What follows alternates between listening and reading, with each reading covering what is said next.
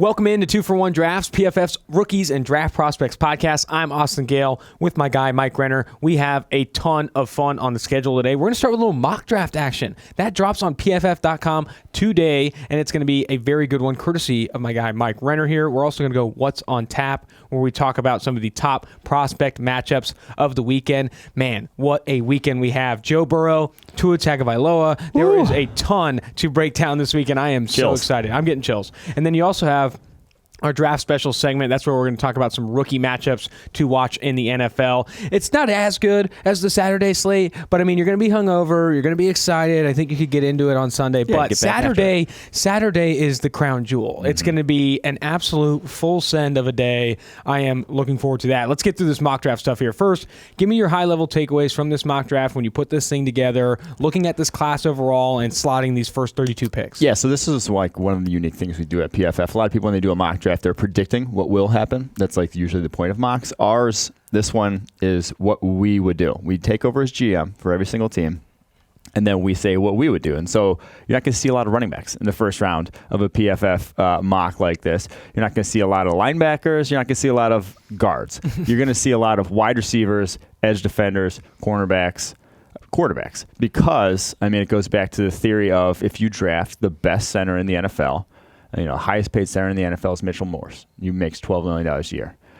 You draft an average tackle, they're going to make $13 million a year. Donovan Smith makes more than, a terrible tackle in Donovan Smith makes more than Mitch Morse. You get the best tackle in the NFL, you're saving yourself, $15 million a year by that rookie contract. You're not just chasing good players. You're not just chasing value. Good prospects. You're chasing good value. And that especially starts at the top of the draft. And that starts with attacking valuable positions. Yes. And so that's why you're going to see a lot of, like I just said, those value positions in this first round. And the good thing is wide receiver class is incredible. Whew. Offensive tackle class is the best we've seen in our 6 years of grading. Which comes at such a good time, too, right? Because the NFL needs offensive tackle talent like it needs to breathe. Yes. There is so many teams right now have bad offensive linemen. They're paying Donovan Smith all of that money to be bad. You need to bring in some talent, and I think this class, go get one of these guys. And that's the thing about both the wide receiver class and the tackle class.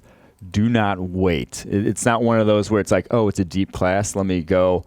Especially with the wide receiver class, Jerry Jeudy, CeeDee Lamb, I believe are very special number one wide receiver talents to where if you're at the top of the draft, top 10, need a wideout, need a number one wideout. Don't just say, oh, it's a deep class, we'll find one on the wrap. You might find a nice number two on the wrap. You're not going to find Jerry Jeudy or CeeDee Lamb on the wrap. Those guys are special prospects, in my opinion. So take them highly. Maybe then after that, you can wait to the second round because it is a deep class.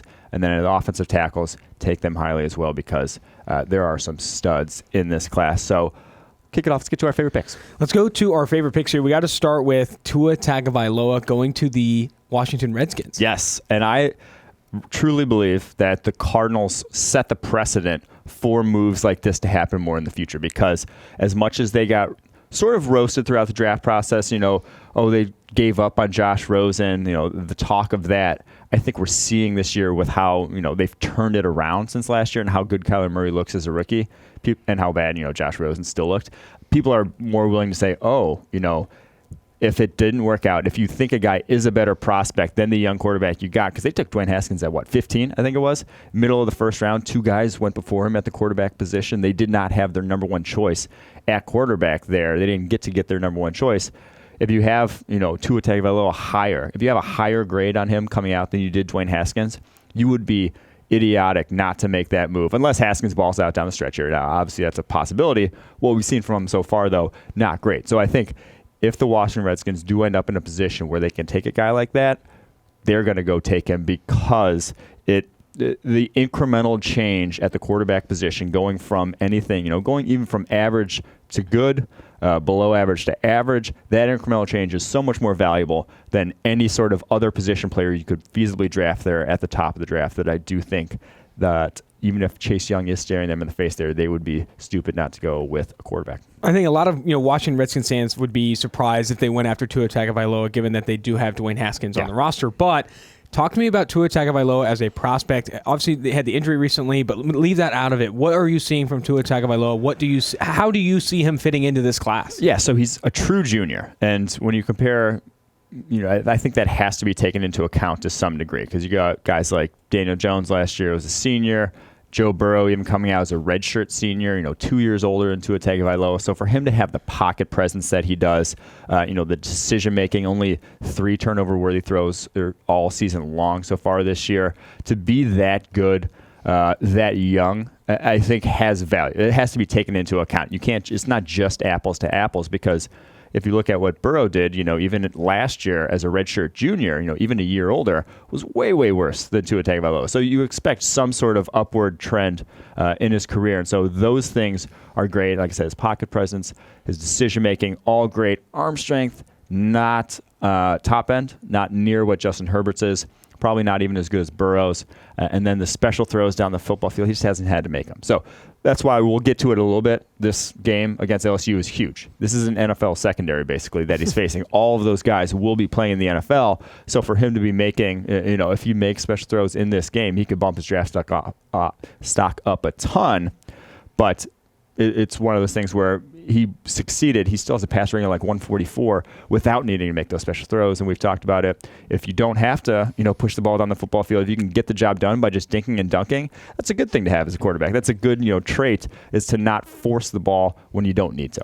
And looking at Tua Tagovailoa, specifically his clean pocket passing performance, right now he ranks tied for 8th in clean pocket passing grade. He also ranks inside the top 10 in adjusted completion percentage when kept clean, a 90.8 passing grade when kept clean, 23 touchdowns, 0 picks when kept clean.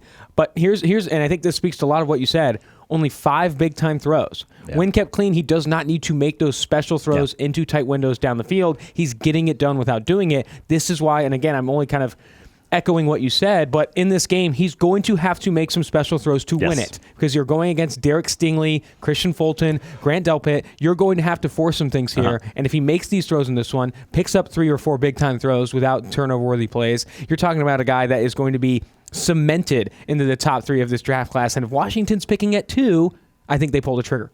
I agree. Here we go. Let's go on next year. That's why I put him there. Yeah. Well, we talked Christian Fulton. A favorite pick of mine in your mock draft is Christian Fulton to Tampa Bay. First, because Christian Fulton is fantastic, great in man coverage, a sticky corner, very athletic. I think he is going to translate. His skills are going to translate in the NFL. I think he might even be better than Grady Williams. Is where we're at with Christian Fulton. And Tampa Bay, I think a bigger part of the conversation, similar to Washington a little bit, they've invested resources in the secondary. MJ Stewart, we talked about it on the Tuesday podcast. MJ Stewart, Vernon Hargraves, 5 picks in the first 3 rounds. They've dumped top 100 picks into the secondary and have missed a lot. This guy isn't a miss. You continue to go. You continue to take shots until you hit. And with Christian Fulton, I think this would be a great fit for Tampa Bay and really help them find that corner they've been searching for in recent years. Yeah, and that's the thing. It's very similar to the Washington sort of conversation in that if you're bad at a position, it doesn't matter how many resources you've thrown at it. And with the value as a valuable position as cornerback is, it doesn't matter that you've thrown resources at it in recent years. That's a sunk cost. Go at it and attack it again with a guy that is as talented as Christian Fulton, the top 10 player on our board, 89.7 coverage grade last year, 87.6 coverage grade this year, one of the best grading profiles of any cornerback in the country over the last year and a half. Go get a guy that's a true number 1 type of cornerback. And if all of a sudden Jamel Dean turns into a legit corner, Carlton Davis turns into a legit corner. Oh, wow. Now we have multiple good corners. Oh, that's a good thing. Exactly. Then having 3 good cornerbacks is a necessity to be a good defense in the NFL today. So that's a good thing if the guys who are on your roster, let them develop. It's a good thing if they all develop and be good. So I do think that still addressing the cornerback position is something that Tampa Bay would be smart to do, because if not, you run the risk of ending up like the Eagles, who said, we have all these young cornerbacks, let's let them develop. None of them ended up working out. I have 2 things on that. One, it goes back to what Steve Palazzolo has said a ton of times, just draft good players. I don't care if you drafted a cornerback in the first round a year ago. I don't care if you just signed one in free agency. Draft good players. If Christian Fulton is there, you take him. And 2, I think another big thing about this is no team in the NFL has enough good cornerbacks. Not one. There's not a single team in the NFL that is like, we're good. We're stacked at this position. Yes. We don't need any more, because every team needs depth and every team needs high end. You need 3 cornerbacks that are high level, because all 3 start now. Look at the Patriots. They had the best secondary in the NFL probably last year. They have the best secondary in the NFL now. They drafted Joanne Williams in the second round.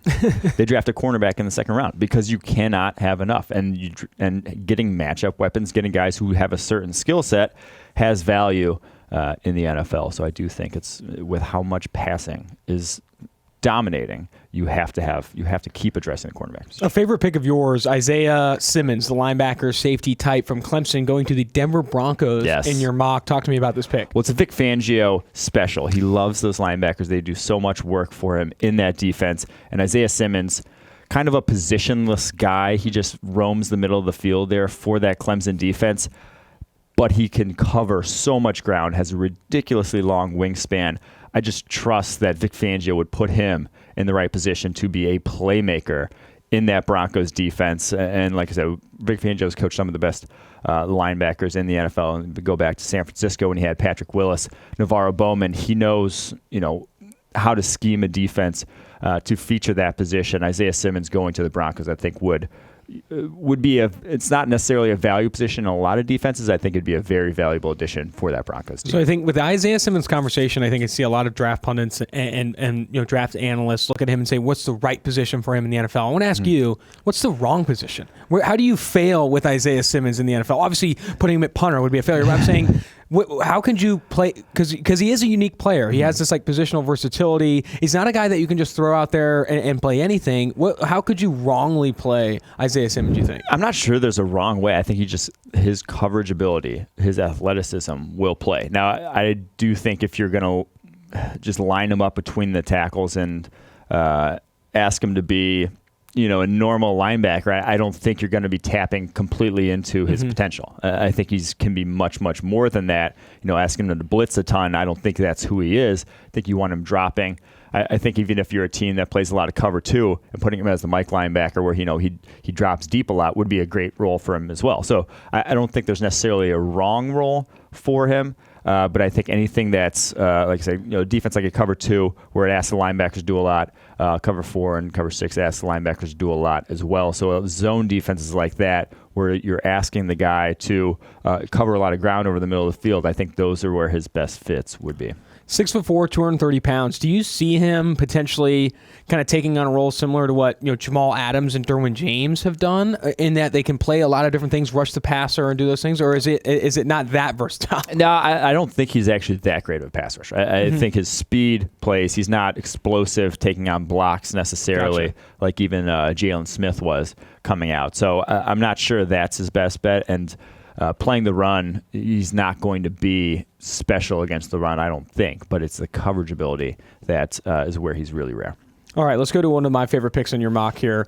AJ Epinesa, the Iowa edge defender, the big Iowa edge defender. This guy's like 6'5", 277 pounds. That's a big dude. He goes to the Oakland Raiders in your latest mock draft. He had some pass rush help after they tried to add pass rush help in Cleveland Farrell. Talk to me about your evaluation of Epinesa. He has not had the same pass rush production that he had in 2018, but you're still not worried about this guy. You still see him as a first-round talent. Yeah, I still think he's a first-round talent. He's now playing a ton more snaps. He's ready to rush the passer more this season than he did all of last year. But while his grades dipped, I think a lot of that has to do with Iowa, their scheme. They're not letting him get after it and fire off the line of scrimmage, but because when we saw him fire off, so there's a lot of run reads, so he has to stand up right away and then hands fight.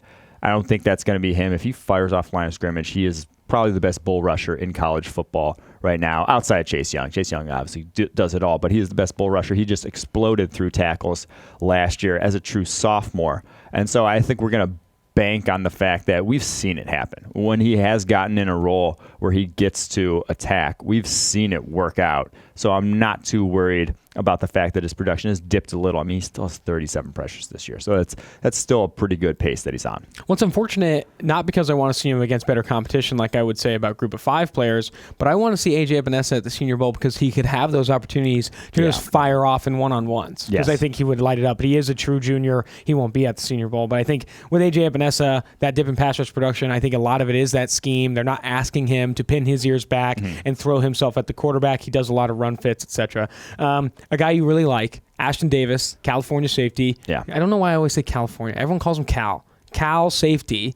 He's a great defensive back, elite athletic profile, very fast, great closing speed. He goes to the Dallas Cowboys in your mock, which I am a huge fan of. This one's I'm probably going to be mocking a ton over the next 5-6 months because it's just such a great fit. He is a very rangy safety, and then you go to a defense that has so much speed over the middle of the field. Jalen Smith, Leighton Vander Esch, and I mean, Sean Lee had a good-ass game this past weekend as well. Putting him in that defense where the safeties, and Xavier Woods and Jeff Heath have just been kind of guys there. Not playmakers there in the middle of the field. Adding another one, I think you would just do so much to shut down the middle of the field for opposing offenses that would be sort of the missing link to why the Cowboys defense really hasn't been one of the, like it was last year, one of the better defenses in the NFL. It's just kind of been meh this season. I think that's what they're missing is one more guy there in that middle of the field. Let's move forward to Marvin Wilson, the Florida State defensive interior, going to the Minnesota Vikings. Big reason why I love this one is because they already have that edge presence in Danielle Hunter and Everson Griffin. You throw a guy like Marvin Wilson, who is a big dude that can rush the passer and can really win one-on-one blocks with speed, quick off the snap. Marvin Wilson in Minnesota makes that pass rush next level, and they already have a very good defense. They have some players in the secondary. I think Zimmer continuing to build that defense and invest in it. Marvin Wilson, I really do love him as a player and that fit in Minnesota. Yeah, I think it fits right along that defensive line in terms of you got Linval Joseph at the nose. He's the 3 technique. Both can stuff the run, but both add a little bit as a pass rusher. Marvin Wilson's taking his pass rush to the next level this year. And I think the interesting thing with him is that this D-tackle class, all seniors, Kinlaw, Derek Brown, Raekwon Davis, all seniors. He's a junior. And he's putting up these numbers that are better than all these other guys put up as a junior. So I do think that the Minnesota Vikings don't have a ton of holes in their roster. That's one hole that, if plugged, could take that D-line to the next. Jesus. What? I know. I've never heard that before. That's one hole that, if plugged, I mean, come on. There's next level, dude. You're talking about next level ability. That is incredible, by the way. He's a hole plugger. And if he plugs it, we're talking about an absolute celebration here.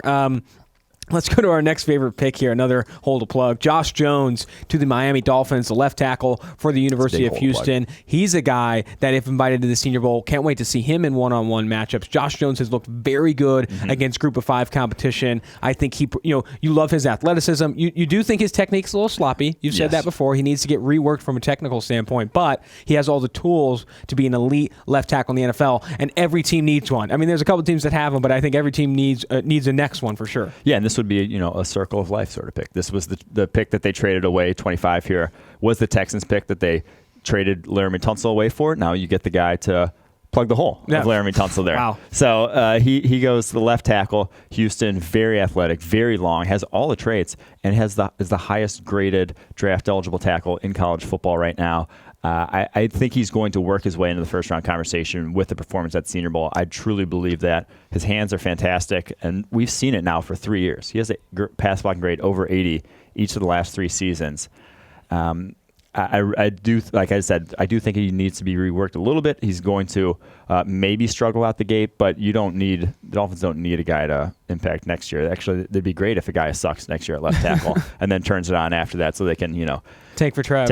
Yeah. With Josh Jones, I think he could also light up the combine a little bit. I think he could have a sneaky good combine as an offensive tackle. That'd be good to watch in the offseason, draft season, as we're calling it. One of my favorites I had to call out here, Cameron Dantzler, the Mississippi State cornerback, the long press corner for Mississippi State, going to New Orleans Saints with Marshawn Lattimore. Eli Apple is a free agent. Not sure if he is retained. But then you also have Von Bell and Marcus Williams. That secondary, you add that piece to it. Cameron Dantzler and Marshawn Lattimore opposite of each other. That could be a sticky man press coverage defense, and I would really love to see that, especially at the back end of the first round. You can get a guy like that, play him right into your scheme. I mean, that's exciting. Yeah, I love Dantzler. He's moved way up my board this year because he's sort of shown a more diverse skill set than we saw last year. Last year was kind of just press. It was a lot of his targets.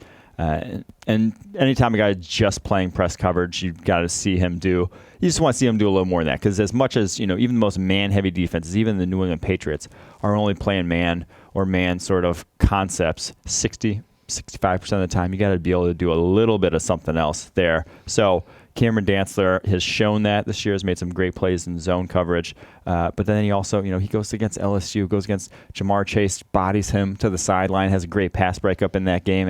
One of the few corners that doesn't get torched against that LSU juggernaut. So I think going there where, like I said, Eli Apple, going to be a free agent. He has a similar sort of size profile to Eli Apple, could just fit in seamlessly there. Probably better than Eli Apple, to be honest. There you go. That's going to do it for our favorite picks from PFF Mike's mock draft. You can check that out on PFF.com as early as today. Fantastic stuff, Mike. Really appreciate you putting in the work. Let's go to What's on Tap. This is going to be the best segment of the pod. I am jacked. What's on Tap is the segment where we preview some of the top prospect matchups and also just games we're most excited to watch on Saturday with beer in hand. And we got to start. We're not going to start. Seltzer in hand. Sorry, we're watching cows here. We're not going to start with the crown jewel. Let's tease it a little bit. Let's go Penn State at Minnesota, Big Ten matchup. Still a good one. Still a very good one. I want to start with row the boat. Yetur Gross-Matos. He's the guy I think in the offseason prior to this year was getting hyped up a little bit. People really liked his athleticism, liked his tools. Where have you seen Yetur Gross-Matos take his game this year? I think he's definitely has much more of an approach. Last year, it kind of seemed like he knew what moves he should be doing. But it looked like he had just learned like what the move was, and it looked like some guy was like practicing his moves. It almost looked like he was going through the motions just because that's what he thought he should do. I think he's made the leap to that sort of reading the offensive tackle and then reacting off of that instead of planning what he was going to do prior to. So he looks much more comfortable off the edge, much more of a plan as a pass rusher. Already has more pressures this year than he did all of last year. He's moved way up our board because of that. I mean, we need to see production as a pass rusher. We've seen in our grading that guys who do not have production in college just do not rarely, if ever, make it in the NFL, rarely, if ever, produce. So that's one thing we need to see, and I think we've seen that to a degree this year to where we feel comfortable, probably still not in the first-round conversation, but, I mean, he's been, I don't want to say getting better every single week, but we've seen it he just has not had a lot of dud games on his schedule here so far. So I think this is a nice favorable matchup for him to beat up on some average tackles. Penn State edge defender Yetur Gross-Matos or Jabari Zuniga of Florida. I don't think this one's close. I think it's Yetur Gross-Matos. Wow. One is junior and one is younger. I think they're similar players in how they're deployed and their athleticism, but I think Gross-Matos taking over Zuniga like that is nice. It's Zuniga's wins are just kind of, it's one of those where it's like that you never see it in the NFL. You never see a guy just run at the edge and then just rip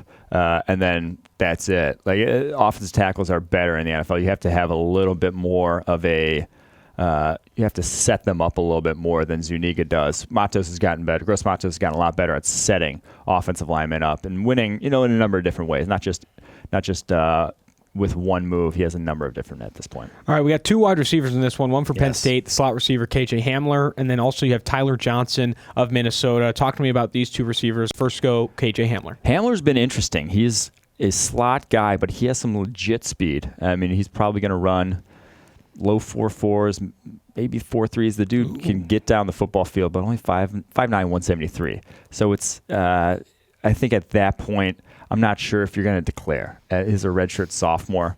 Put up 755 yards as a redshirt freshman, 620 already this year. I love his ball skills down the football field in terms of the way he attacks the football, but does have 9 drops. And I think they're more concentration drops at this point, but I think for a slot receiver, drops is not a good thing to have because they're not like high leverage targets. You can't have a guy dropping like 5-yard outs and stuff like that, or routinely.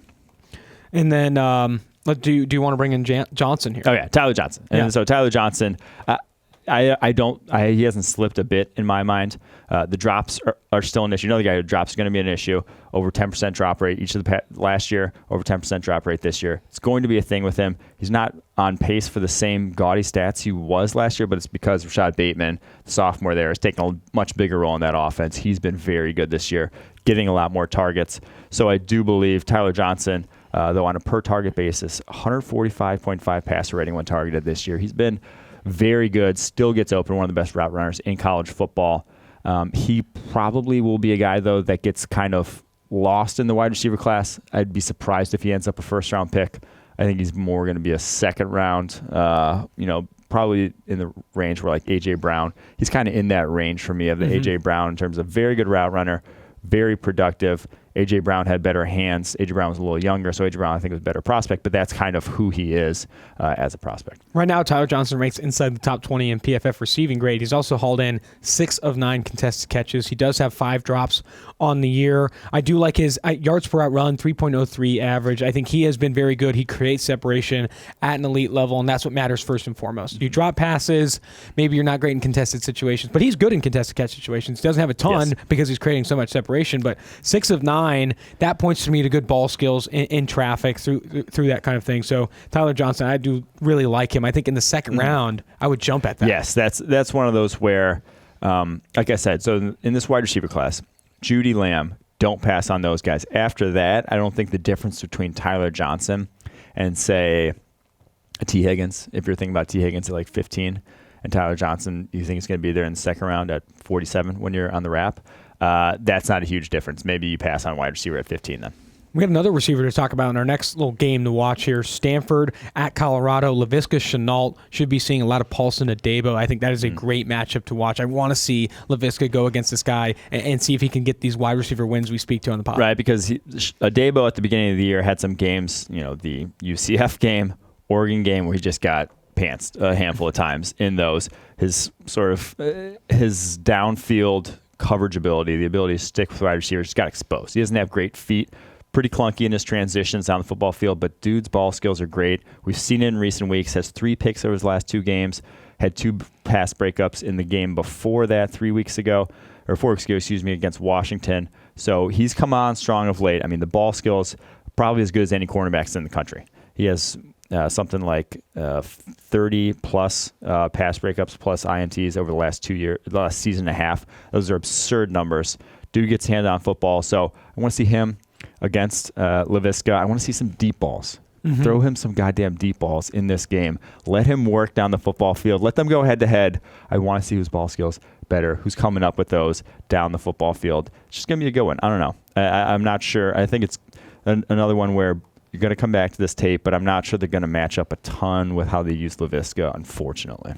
That's the biggest thing with Laviska, too, and I'm pulling up the stats now. Like, you just want to see him have more opportunities on throws deep down the football field. Right now, he only has 10 receptions of 10-plus air yards, on throws of 10-plus air yards. That's just, it's hard to evaluate a prospect. You compare that to a guy who only gets thrown the football behind the line of scrimmage, really, Kalijah Lipscomb. He has 6 receptions of 10 yards, of 10 or more air yards. I think that's hard to project. You compare that to some other receivers in this class. I mean, you have guys like Gabriel Davis with over 30. You have Isaiah Hodgins of Oregon State with 31. Tyler Vaughn's 29. I want to see that production because it's easier to kind of evaluate a wide receiver prospect when you can see if they can win downfield on a vertical route tree. Throw him the deep ball. Hopefully we see that in this Stanford game against Paulson Adebo. All right, it's time. We're doing it? We're doing it. LSU at Alabama. This game has more prospects in it, more potential than any other game we've seen this year. It's going to be the most we'll see this year. It is going to be incredible. Let's start with the quarterbacks. That's where everyone wants to go first. We already talked a little bit about them in the beginning. Tua Tagovailoa, we said what we feel about him. Start with Joe Burrow of LSU. What can he do in this game to elevate his draft stock even further? I know he's been a rocket. Joe Burrow rocket up draft boards, but what can he do even further to get there? Well, I mean, I think this is one where if he just lights up Alabama the way he's lit up every single other team that he's played this year, it's almost like you don't care what he does the rest of the year. You know he's going to be... Sit him the rest of the year. Yeah. It's like Trevor Lawrence. You light up Alabama's freshman in the national championship game, you're just going to be legit. Like Alabama's defense is an NFL sort of defense, not just in terms of the talent, but the way they're schemed, man coverage, press man, the coverage concepts that they're using are the same you're going to see in the NFL. So if you can light that up, and obviously every team that's going up against Alabama is going to have sort of a talent disadvantage. That defense is just loaded every single year. If you can light that up, then you're going to be a damn good NFL QB. There's only a handful of guys who've done it over the years. Sean Watson won, Trevor Lawrence too. I think that's about it at this point. So if you can do that, I feel very, very comfortable about you doing it at the NFL level. And Trevor Lawrence, right before lighting up the Alabama defense, lit up that Fighting Irish defense too. I know, loaded.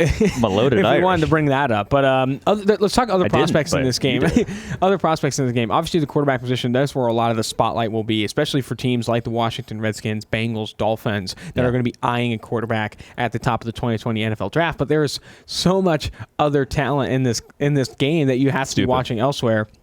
Let's start with the LSU secondary. Grant Delpit, the safety, Christian Fulton, the cornerback we spoke to, Derek Stingley, the underclassman, the fake ID, the guy that I drafted him in this first round right now. If they let me, just let me do it. And then you also have on the opposite side, Jerry Jeudy, probably a lock for a top 10. Should draft him. Then you got Henry Ruggs, Devontae Smith. Like this is such a loaded matchup on matchup. It's going to be a very good game within the game to watch Jerry Jeudy and company take on Fulton Stingley. I think this is a good one for Shaheem Carter, Xavier McKinney, the Alabama Shaheem Carter slot cornerback, Xavier McKinney, their safety, who plays a little more box role for that defense against Justin Jefferson. Because you're just gonna pass up. I just mentioned all this LSU secondary versus Alabama receivers, and you just flipped the script on me. Oh, my bad. That was dirty. I was just going to the matchup that I thought was the most indicative because Carter McKinney, because the way that where LSU's offense, attacks a ton is over the middle of the football field. They attack so much downfield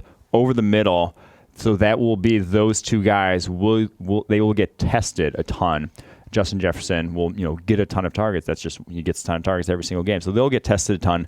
That's a great matchup to watch for both those guys because it's tough to evaluate. With guys who play over the middle of the football field in zone coverage. It's tough to be like, oh, that's a good pass off in zone. That's a good pickup in zone. It's just like it's not as easy to evaluate as if they're playing man coverage or if you're playing, press on the outside. Those are way more easier skills to evaluate. So you need more of them. You need more opportunities to better evaluate guys like that. So I think that's a very indicative one. But yeah, the other side of the football is just absurdly star-studded in terms of Jerry Jeudy going up against. So he moves around a ton, so he'll just see everybody. But Jerry Jeudy, Grant Delpit, that matchup's absurd in terms of where those guys will be drafted come next April. Probably 2 top 10 picks going up against each other. I want to see Devontae Smith, though. I think it's a big game for Devontae Smith because we have questions about his route running. Can he actually get open against legit cornerbacks? He's fast. We know he's fast. Fast. Great ball skills. Can he get open? We're going to find that out. Oh, man, because he should see a handful of, he should see a mix of what? Either Fulton, one of those. Yeah, Fulton or Stingley. It's going to be tough. Henry Ruggs, too. Like I said, that matchup between the LSU secondary and the Alabama receiving corps is the game within the game. Must-watch TV. We're going to be at the office watching it together, maybe holding hands. I don't know. It's just going to be an exciting time, and I'm just really looking forward to experiencing it with you, Renner. Are we going to Burning Man or watching LSU? It's hard to say. It's a mix of both, probably. Jamar Chase versus Trayvon Diggs. That's another matchup, too. You spoke to Justin Jefferson versus Xavier McKinney and company, but Jamar Chase, a very fast receiver. He's not going to be drafted in the 2020 NFL draft, but a guy that has shown a lot of talent. I think he might be the best receiver from a talent perspective on the LSU offense. I'd say he's better than Justin Jefferson. He's going to go against Trayvon Diggs, who is a big, freakishly athletic dude. A rare athletic size combination. I think this is a good matchup, too. And Diggs can Cameron Dantzler, we talked about him earlier, about how he did extremely well against LSU, shut down Jamar Chase in those matchups. If Diggs can do the same, you would hope Diggs can do the same. He has that absurd wingspan. I think they're going to play him in press a lot in this game. I would very much expect that. That's his bread and butter. So that one, obviously Chase has a lot of time to pump his draft stock up after this, only a sophomore. But Trayvon Diggs, this is it. This is his probably biggest matchup he's going to see all season long from a talent perspective. So need to see him tick that box. Let's go to the trenches here. Raekwon Davis versus Lloyd Cushenberry. Going to be, it's crazy that with Alabama, LSU, we're not starting with the trenches because that's usually where the strengths are, specifically for Alabama. But Raekwon versus Lloyd Cushenberry, what are you watching for in that one?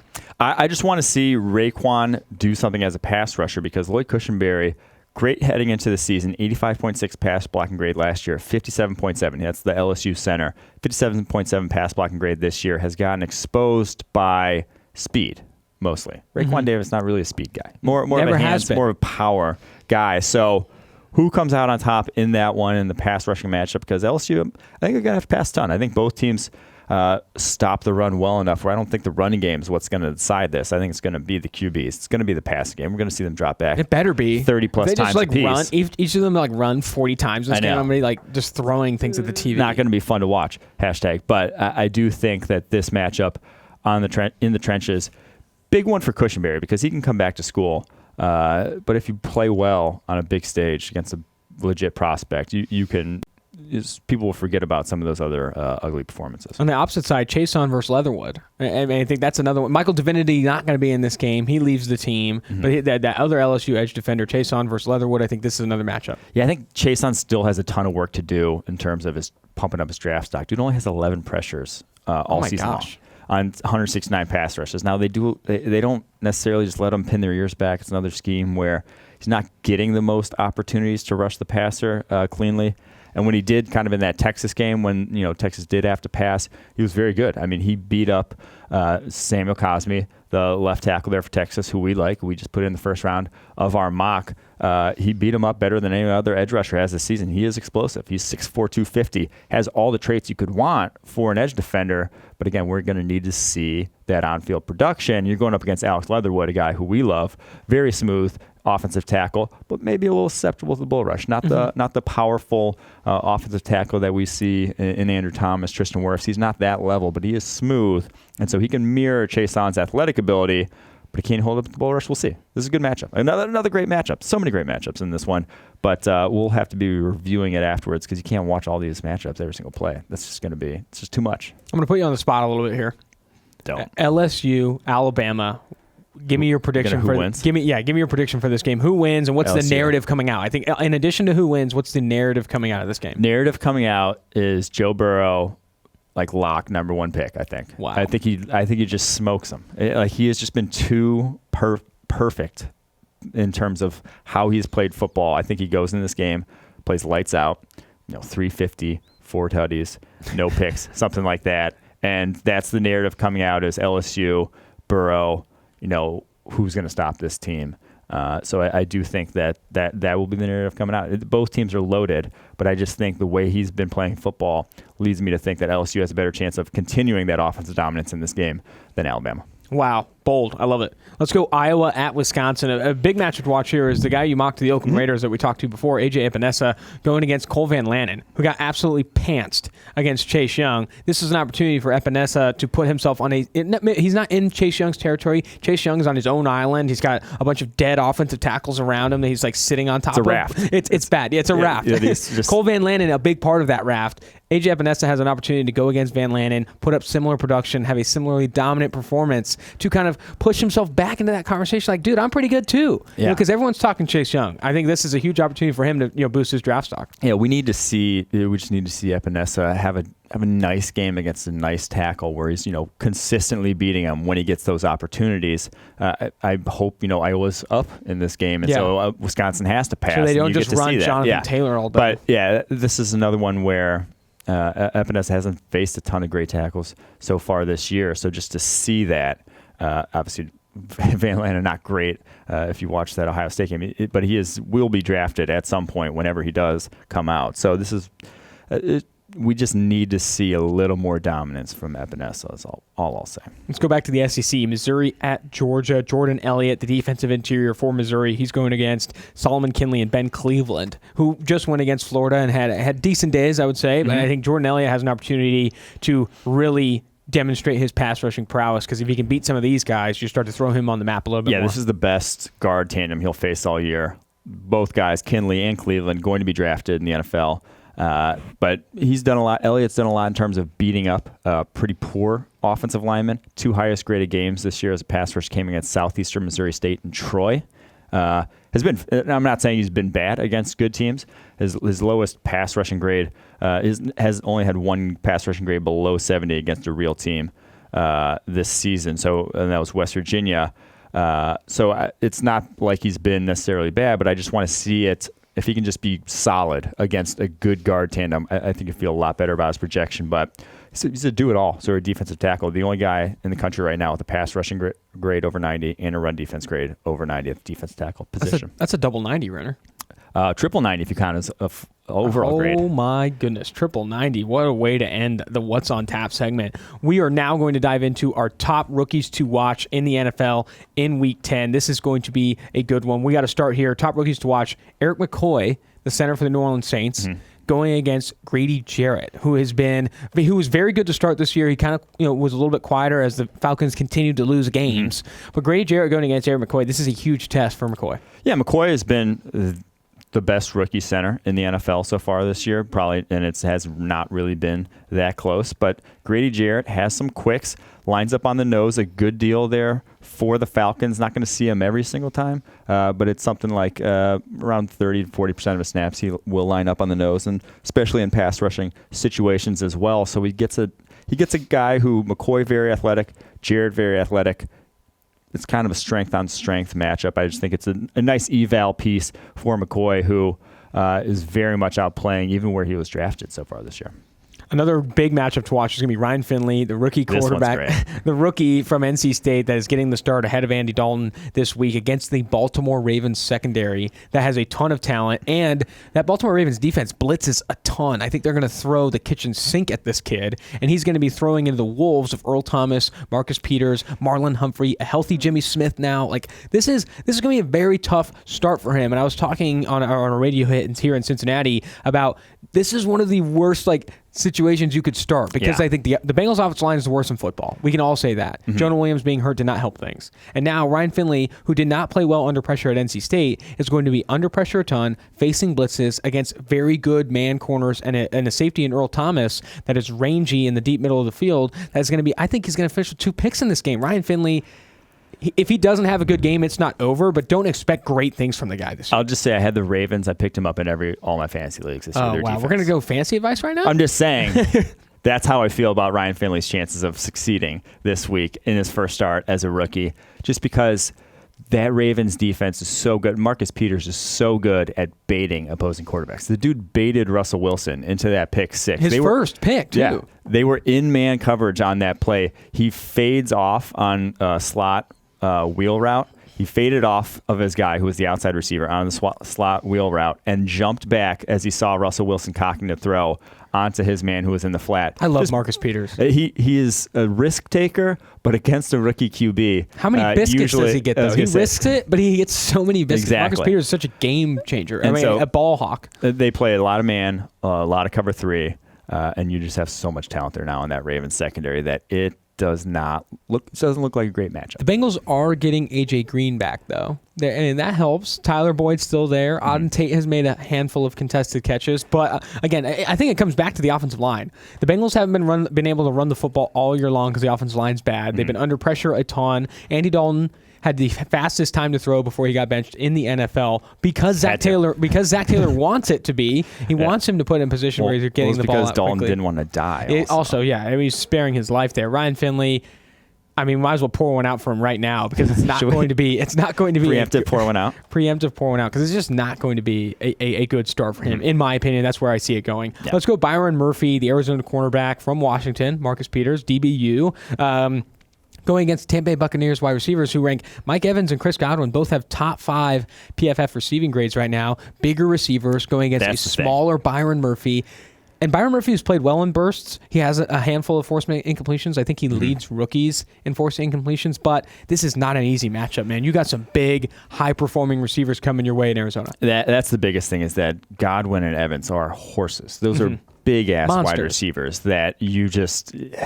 They're going to out-physical, and we've seen Byron Murphy lose just because of pure physicality at points in time this year. He's 5'11", 190. He is on the small end of the cornerback position. And I thought they might, try to just make him one of those, every time you're nickel, he's the slot guy. If you're in base, he's outside. But as soon as, like Chris Harris is in Denver, as soon as you go to nickel, he's slot. He hasn't really done that this year. Only something like 47 slot snaps all year long on 631. So he's not playing the slot really. Only moves there rarely. So he will be going up against Evans. He will be going up against Godwin. Dude. It's just a tough matchup. But you want to see him fight, at least. We saw him have a nice rep against DK Metcalf earlier in the year, who's a physical freak in his own right. So hopefully he holds up.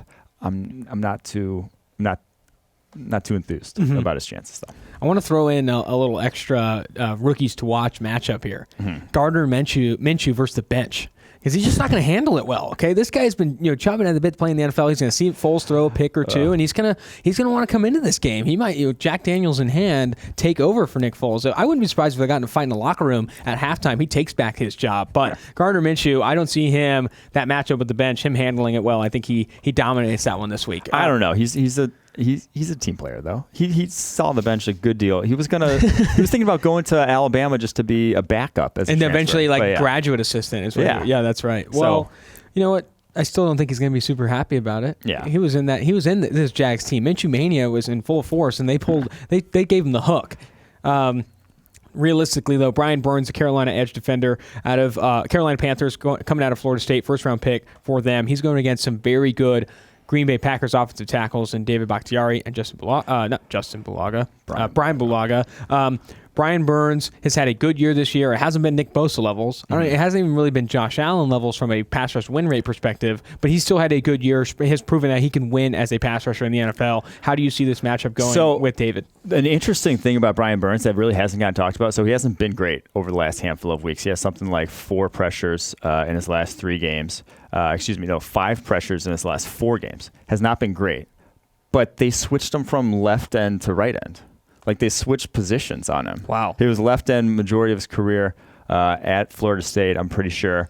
Was dominating early on this season, had 16 pressures his first 4 games, playing left outside linebacker, left defensive end, mostly rushing against right tackles. They switched him in week 5, or switched him midway through week 4. Week 5, he's been rushing off right against left tackles and just hasn't been good. Like they flipped the script on him, and he just has not been as productive. Going up against David Bakhtiari this year, if he's staying at right end, I don't think he's going to be productive. Bakhtiari is the best pass protecting tackle in the NFL. I'm not sure why they did that, but they did that, and he has not responded well. It's a said flip of script. That is unfortunate, but they're doing it because they have to get Bruce Irvin at his favorable position on the left end. They just needed to get him there, picking on right tackles, take advantage of that mismatch. No, that's very interesting. That's a good nugget to pull out of that one.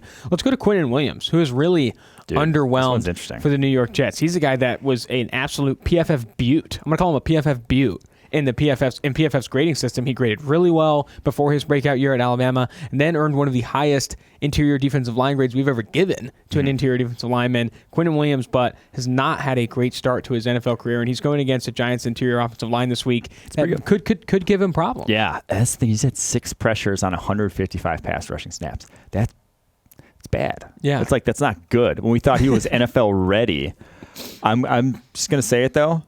I'm going to blame Greg Williams. This has to be Greg Williams' fault. The fact that he took Myles Garrett last year and told him he can only do 2 pass rushing moves. Quinton probably can only do 1. Quinton probably doesn't have they're probably telling him don't even rush the passer in that defense. I don't know why, because I do not believe that Quinton Williams could be this neutered, even against NFL level talent. He was so dominant in Alabama.